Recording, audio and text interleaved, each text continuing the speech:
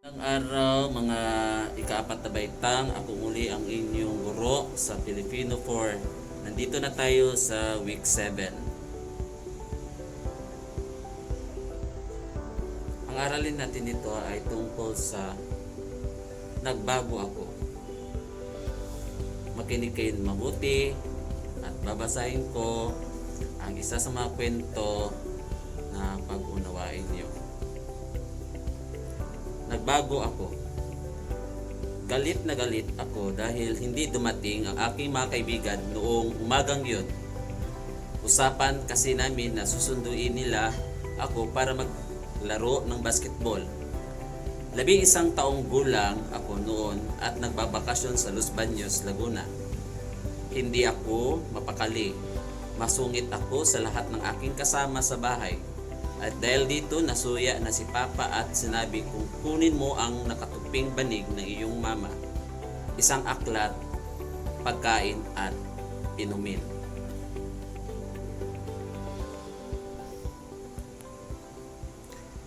Natutukoy ko na ang saloobin ay damdamin ng tagapagsalita ay ano?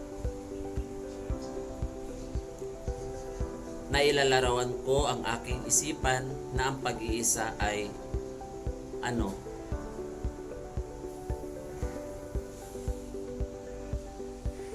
Ipagpatuloy natin ang kwento. Tinanong ko kung bakit kailangan ang mga ito, ngunit inuulit lamang niya ang kanyang utos. Hindi na ako nag-atubili pa at sumunod na rin dahil baka mapagalitan pa ako muli. Nagpunta kami sa bundok ng Makiling at pinapababa ako bandang tuktok nito. Baba, hindi naman matiis ang masama mong pag-ugali. Hindi ka dapat na pakisamahan. Dumito ka mag-isa ngayon maghapon hanggang mapag-aralan mo kung paano ang wastong pag-ugali. Babalikan kita, ang sabi ng aking ama. Suyang-suya akong bumaba ng kotse. Galit-galit ako sa aking ama. Umiyak ako ng malakas, pinagtatapon ko ang banig, aklat, pagkain at bote ng tubig sa may gilid ng bundok. Gigil na gigil ako sa aking sitwasyon. Iyak ako ng iyak. Tumigil din ako kasi wala namang mangyayari kahit na gaano ako katagal umiyak. Pinagpupukol ko na lamang ang maliit na bato, pero tumigil din ako dahil nakakapagod Pumitas ako ng dahon ng halamang pinagpupunit ko ito. Kukuha sana ako na muli ng dahon, ngunit nakita kong may uod ito. Ayaw kong humawak ng higad, kaya pinagmasdan ko na lamang ito. Kain siya ng kain sa dahon. Napag-isip ko na hindi ko pala dapat sirain ang mga dahon dahil pagkain ito ng ibang hayop. Umupo ako sa lupa at sinipa ang di kalakihang bato.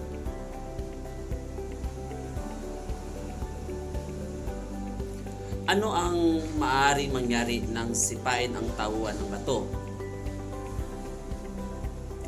Ano ang maaaring mangyari sa tauhan matapos siyang makapag-isip-isip? Ipagpatuloy natin ang kwento. Napakarami palang langgam ang nakatira sa ilalim nito. Nagsiktakbuhan sila. Hindi nila alam kung saan sila magtatago. Natawa pa ako habang sila ay nagkakagulo. Sinuri ko ang kanilang daladala. Puti at maliit ang mga ito. Batang langgam pala ang mga ito. Nahabag ako sa kanila. Nasira ko ang kanilang tahanan. Pagkaraan ng ilang oras, naramdaman ko na ang aking gutom. Hinanap ko yung saging at tubig, pati na rin ang aklat at banig.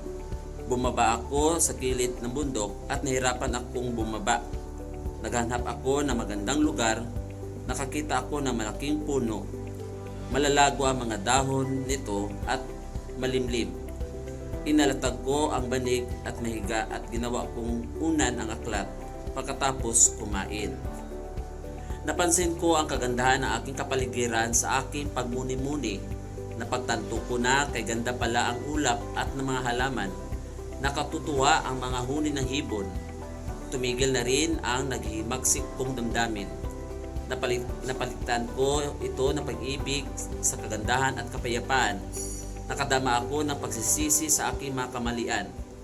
Ipinapangako ko ang aking sarili na magbago na ako sa aking pag-uugali. Nagdasal ako sa Diyos na sana gawin niya ako mabuting tao. Hindi ko man lamang nabasa ang dinala kong aklat, pero nanatili ako nakahiga. Pinagmasdan at pinapikarimdam ko ang lahat ng nasa aking paligid. Kay ganda, tahimik at payapa ang lahat. Hapon na nang sunduin ako ni Papa, magalang ko siyang binati. Wala siyang itinanong. Wala rin naman akong sinabi sa kanya. Nagbago ako sa aking pag-uugali at alam niya ito. Naramdaman ko habang binabasa ang bahaging ito ay dahil sa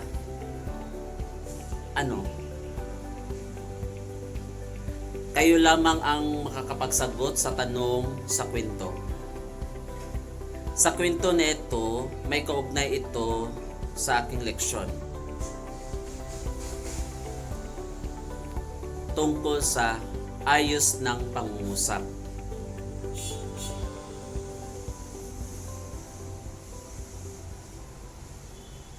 Ano ang pangungusap? Ang pangungusap ay lipon ng mga salita na nagpapahayag ng isang buong diwa. May dalawang bahagi ng pangungusap. Balikan natin yung ating aralin doon sa week 6 tungkol sa simuno at panaguri. Na ang simuno ay ang paksa na pinag-uusapan sa pangungusap. At ang panaguri naman ay ang bahagi ng pangungusap na nagbibigay kaalaman o impormasyon tungkol sa paksa.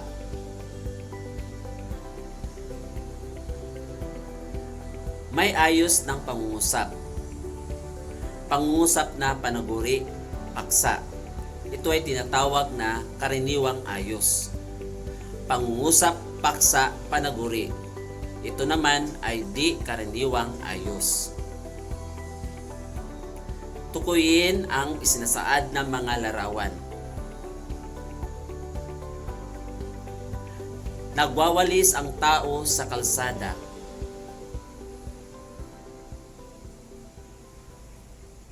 Ito ay karaniwang ayos na pangungusap.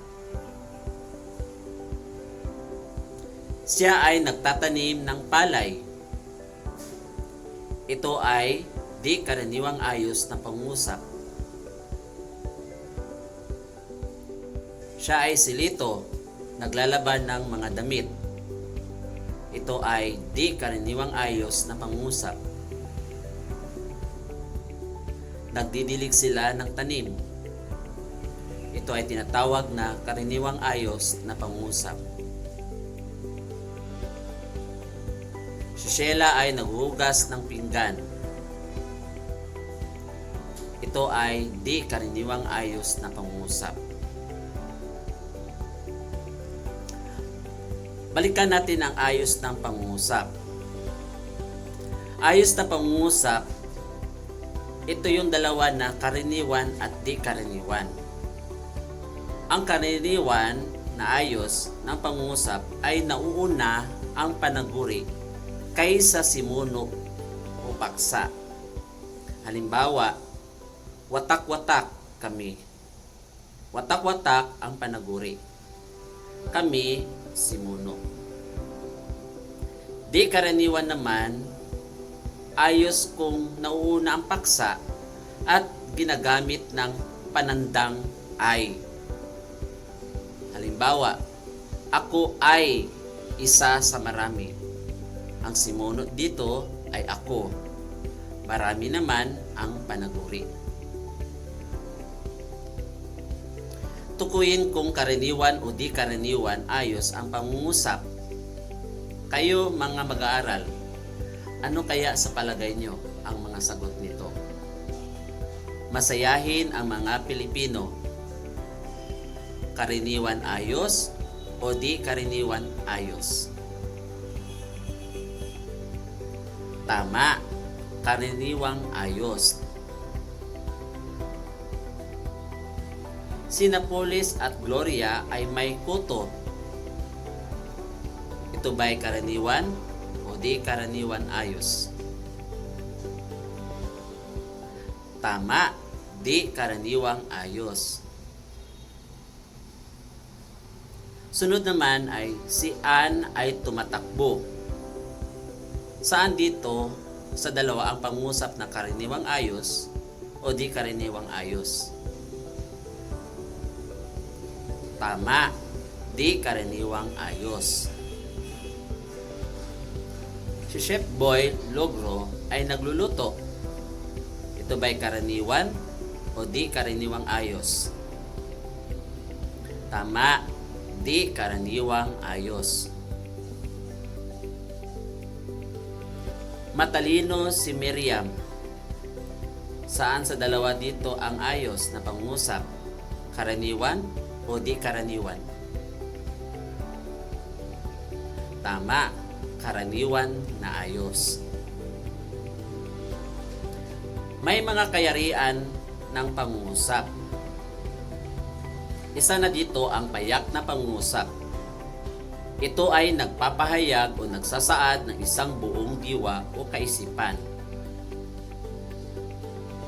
Una, sa letrang A, payak na paksa at payak na panaguri. Halimbawa, mabuting tao ang nakatira sa bahay na yan. Ang payak na paksa, mabuting tao. Payak na panaguri naman ay bahay. Sumunod sila sa kanilang mga magulang sa London. Payak na paksa ay tinatawag na magulang at ang payak na panaguri sa London. Letrang B naman, payak na paksa at tambalang panaguri. Si Rika ay sasayaw at aawit sa palatuntunang bukas. Ang payak na paksa ay si Rika. Ang tambalang panaguri ay sasayaw at aawit. Talagang mapagkatiwalaan at maasahan. Payak na paksa ang talagang. Ang tambalang panaguri ay mapagkakatiwalaan at maasahan. Sa letra na C, tambalang paksa at payak na panaguri. Halimbawa, sina Leah, Nina at Ben ay magkaklase noon. Ang tambalang paksa ay Leah, Nina at Ben. Payak na panaguri, magkaklase. Nakita ko ang ate at kuya mo kahapon. Ang tambalang paksa ay ate at kuya. Panaguri naman, kahapon. At sa letrang D naman, tambalang paksa at tambalang panaguri. Sina Tina, Ana at Lucia ay manunood ng sine at magsha-shopping. Ang tambalang paksa ay sina Tina, Ana, Lucia. Ang tambalang panaguri ay sine at mag-shopping. Pangalawang halimbawa naman, ang aking kapatid at ako ay magtatrabaho sa umaga at mag-aaral sa gabi sa darating na pasukan. Ang tambalang paksa ay kapatid at ako. Ang tambalang panaguri, umaga at mag-aaral sa gabi. Tambalang pangungusap. Dalawang payak na pangungusap na pinag-uugnay ang pangatnik. Halimbawa, ang apo ay umaawit at ang lola at lolo ay matapang makikinig. Umaawit ang lola at lolo. Dalawang payak na pangungusap. Pangalawang halimbawa, pinamirinda ko muna si Aling Maming habang hinihintay niya ang aking ina. Aling Maming at aking ina. Hugnayang pangungusap. Isang payak na pangungusap at isang sugnay na di nakapag-iisa na pinag-uugnay din ng pangatnik. Halimbawa, maayos at masagana na ang pamumuhay ni Lilian at Belly dahil sila ay masipag at matyaga. Maayos at masagana ang tinatawag nilang hugnayan na pangungusap. Masipag at matyaga ang pinag-uugnay ng pangatnik.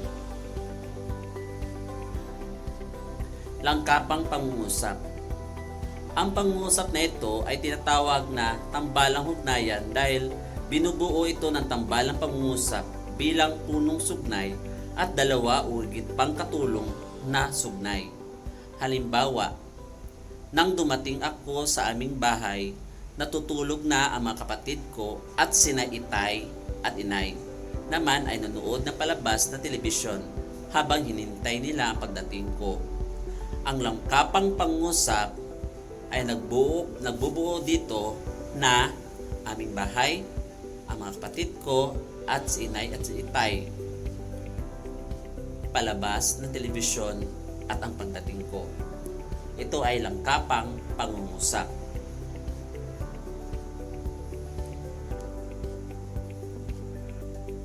So sa kwento kanina tungkol sa nagbago ako, yun yung pinag-uusapan ang ugali, kung paano babaguhin o di kanis-nais ang pag-uugali.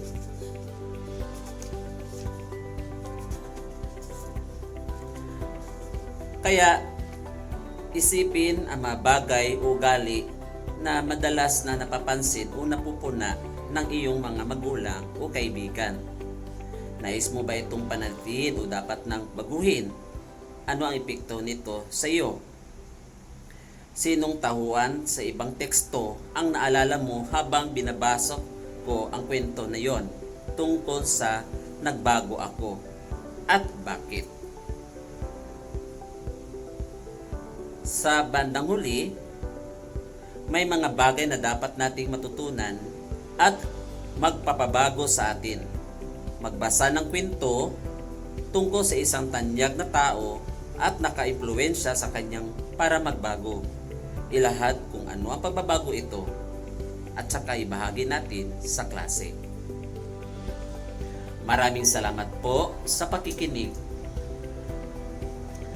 Hanggang sa susunod naman ng pagtatalakay, sana mayroon kayong natutunan sa aralin na ito. Naway malinaw ang mga hakbang na pinapahiwatig sa tungkol sa isang nagbago ako, ayon din sa isang talaan at anyo ng pangungusap. Huwag pa rin kaligtaang ang mga pinapagawa sa inyo ng mga gawaing module at palagi kayo nakasubaybay sa klase natin sa eClass Online Learning System platform para sa makabagong aralin. Hanggang sa muli, magandang araw sa inyo. Ako pa rin ang iyong guro, si Ginoong Rinaldo B. Malimban.